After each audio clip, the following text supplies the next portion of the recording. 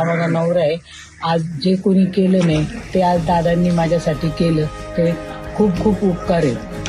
आज कुणी कुणासाठी एवढं करत नाही, पण त्यांनी आज मला करून दाखवलं. माझ्याजवळ 1 रुपया नसताना मी आणि माझा मुलगा आणि माझा नवरा आम्हीच 3 जण इथं बसलोय. आम्हाला कुणी मदत नाही केली, पण दादांनी मदत केली. त्याबद्दल मी धन्यवाद, आभार मानतो. त्यांनी माझ्या पाठीशी उभा राहून, माझ्या लेकरासारखं मुलासारखं राहून उभा त्यांनी मला जी मदत केली तीच खूप मेहरबानी. कोणी कोणासाठी करत नाही, पण आज दादा म्हणून माझ्या पाठीशी उभे राहिले.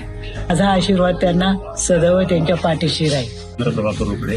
तर दादांना मी बोललो, माझ्याकडे पैसे भरायला पैसे नाही तरी ते मला म्हणले तुम्ही मला आल्यानंतर फोन करा, हॉस्पिटलला या मेडिकलला, मला आल्यानंतर फोन करा, मी सांगतो तिथे काय असेल ते. तर मी मेडिकलला येऊन भेटलो डॉक्टरांकडे. डॉक्टर सांगितलं दादांनी लांडे दादांनी मला पाठवले. तर डॉक्टर म्हणले चालेल ठीक आहे. त्यांनी पुढची प्रोसिजर चालू केली. त्यांनी जर मला शब्द दिला तो आज त्यांनी पूर्ण केलाय.